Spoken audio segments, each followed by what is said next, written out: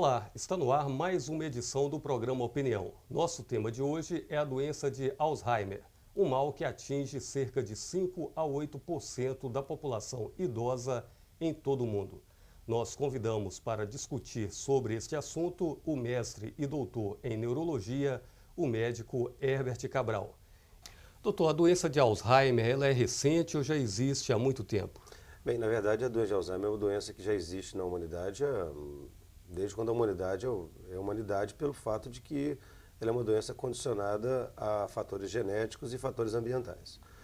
Ela ganhou uma conotação ou uma expressão maior nos últimos anos em virtude do envelhecimento da população mundial, né? A população tem envelhecido e quanto mais as pessoas envelhecem, maior o risco que as pessoas têm de vir a desenvolver a doença de Alzheimer.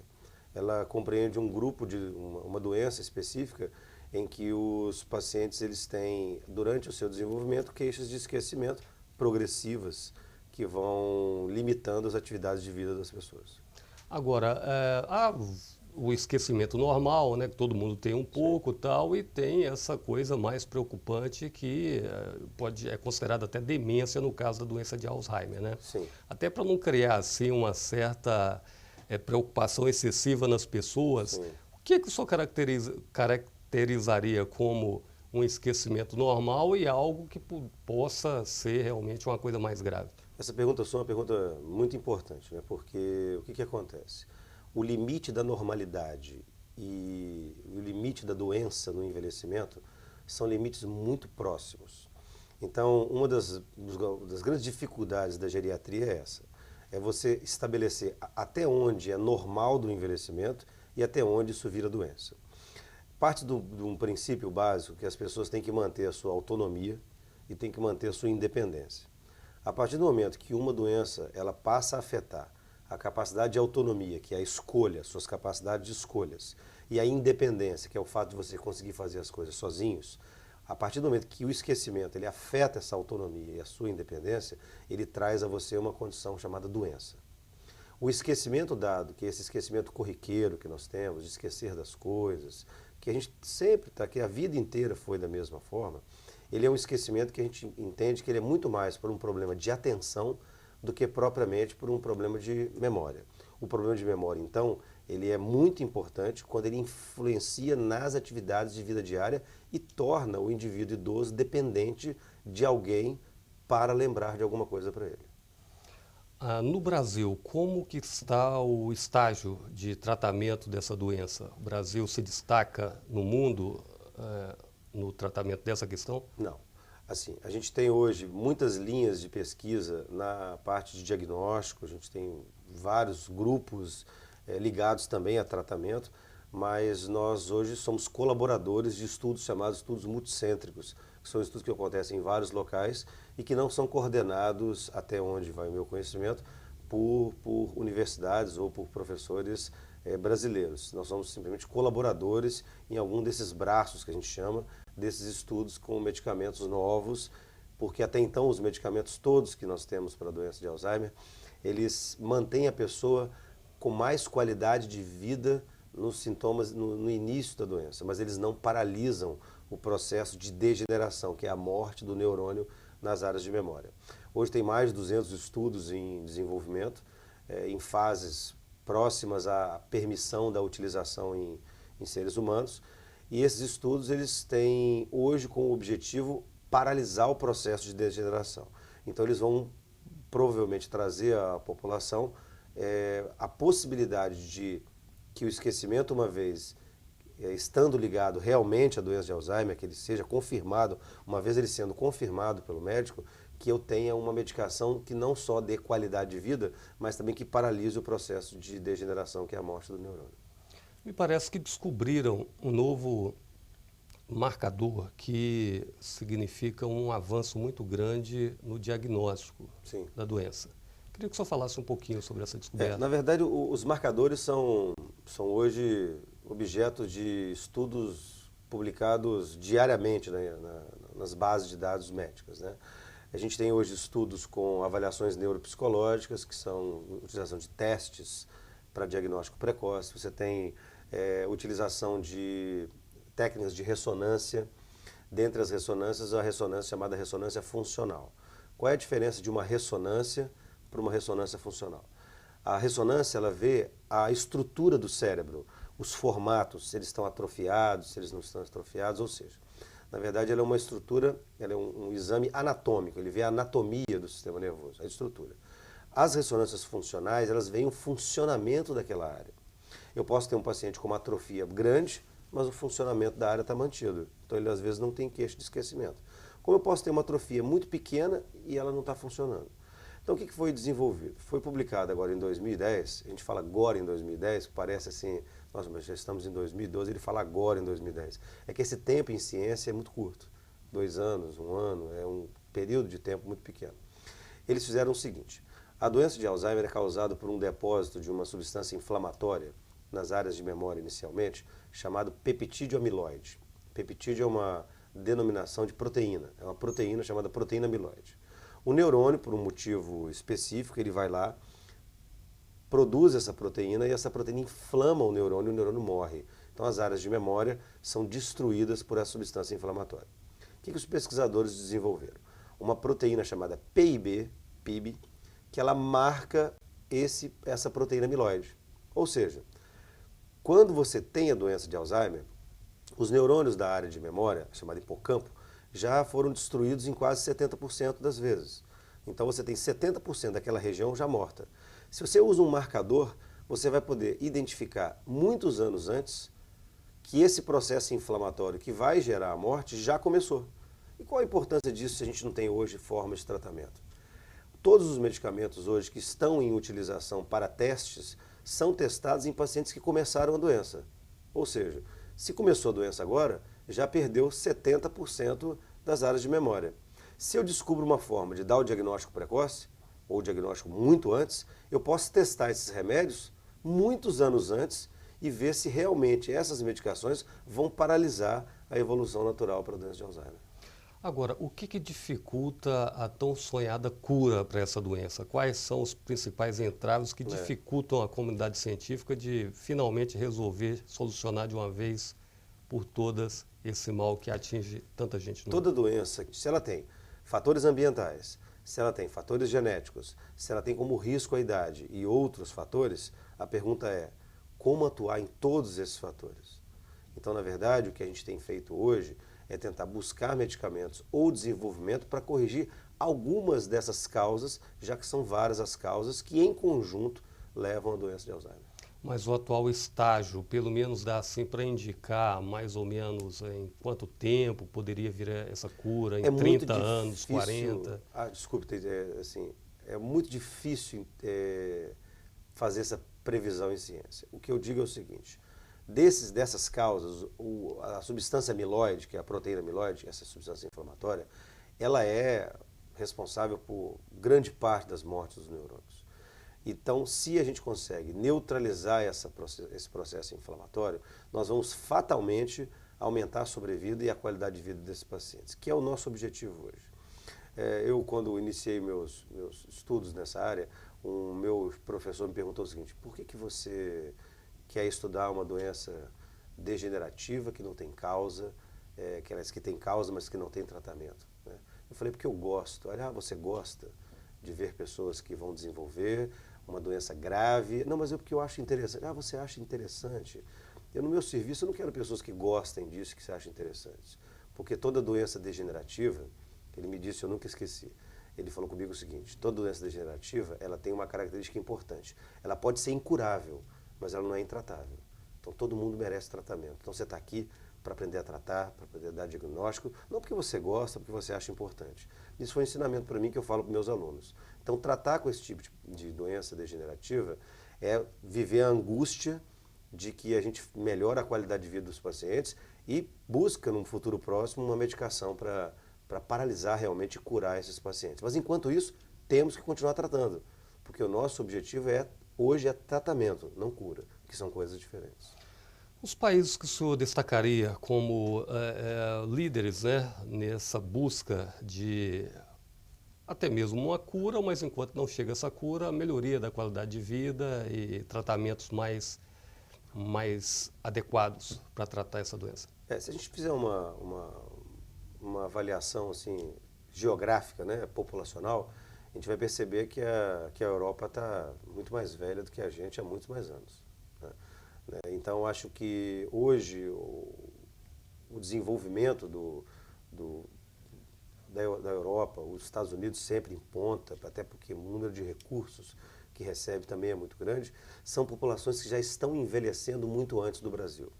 A questão do Brasil estar envelhecendo é uma questão que tem, nos últimos anos, entrado na mídia e tendo sido discutida. Né? A gente vê hoje discussões em relação à Previdência, uma série de mudanças de tempo de aposentadoria, a população ficando cada vez mais velha, mas isso é uma realidade do Brasil muito recente. Diferente da Europa, dos Estados Unidos, em onde essa realidade, a expectativa de vida já é muito alta há muitos anos. Então, como a doença de Alzheimer tem como fator de risco a idade, nos países em que a expectativa de vida já é alta há muitos anos, já existem políticas públicas para estudos e pesquisas muito mais avançadas do que as nossas, que hoje nós estamos num país em mudança em relação à nossa pirâmide etária. Bom, nós vamos fazer um pequeno intervalo, mas na sequência a gente volta discutindo esse tema da questão da doença de Alzheimer. Eu peço a você que continue aí com a gente, porque rapidinho a gente está de volta.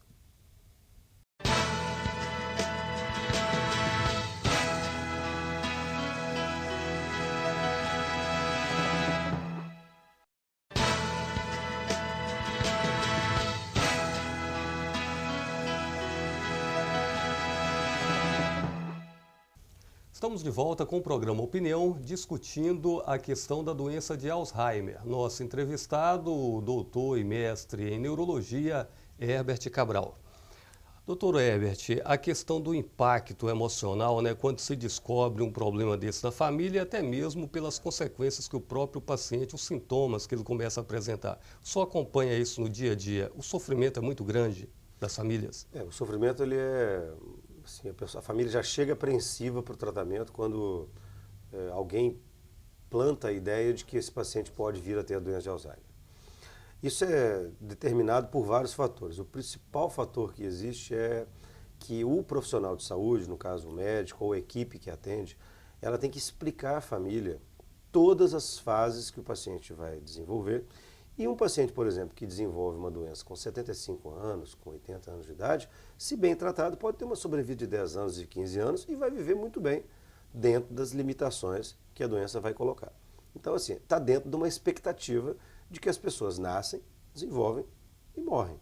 Então, se a pessoa falece com qualidade de vida em um determinado tempo da vida e que ela chega à idade avançada com qualidade de vida, independente dela ter Alzheimer ou não ter Alzheimer, se bem tratada, eu sempre falo para os familiares, curta o paciente, aproveite esse momento que você tem com ele, trate, é um momento que você tem, que ele é um momento que vai passar, então é um momento muito importante. E sempre é fundamental orientar a família. Por quê?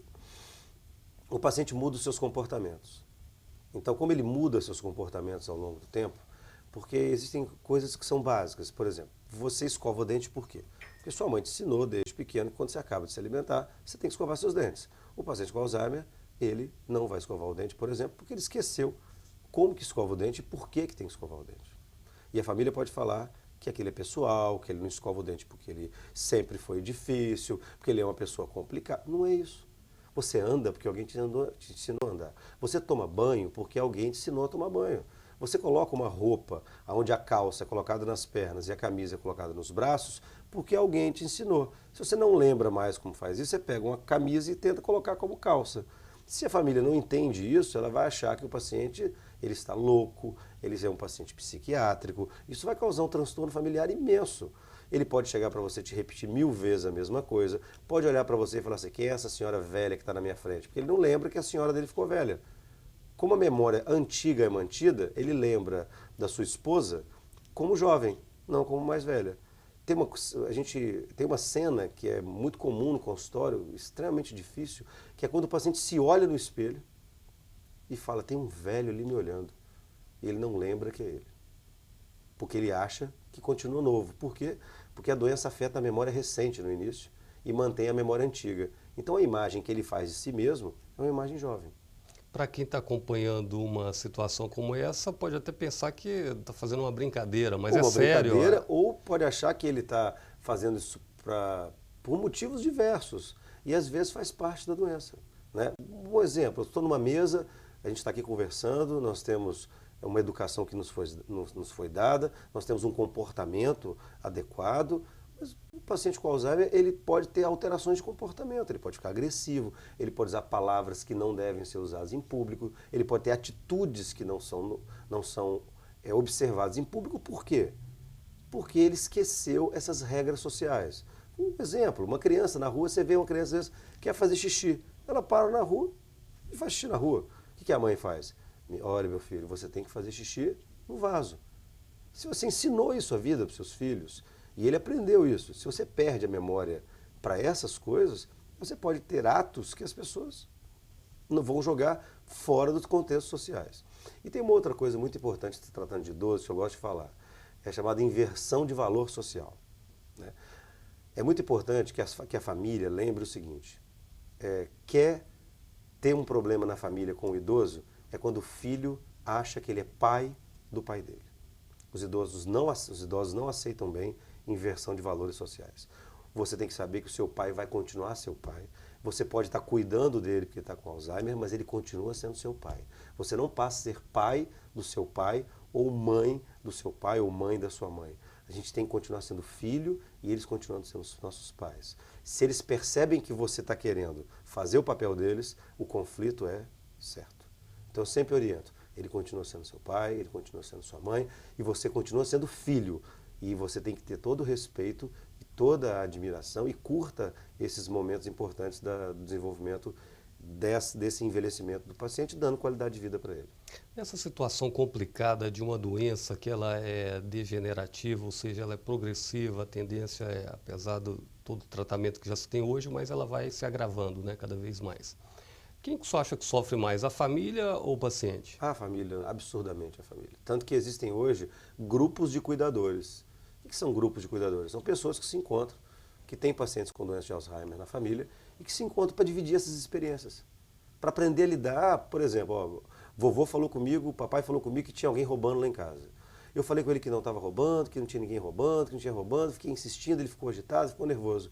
Aí o outro familiar fala, não, eu faço o seguinte, eu pego ele e falo, já que está roubando, vamos nos esconder.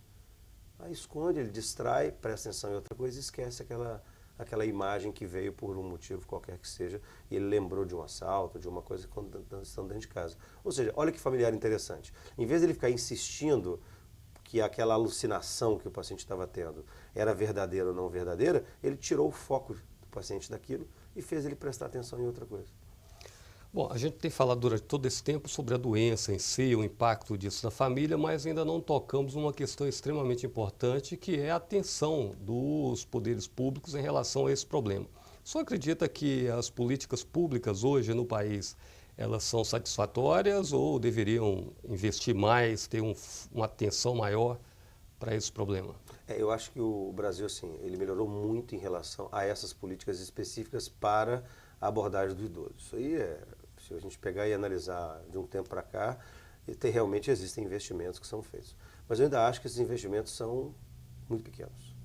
Eu acho que como a população envelhecendo, da forma como está envelhecendo, com a quantidade de pacientes doentes.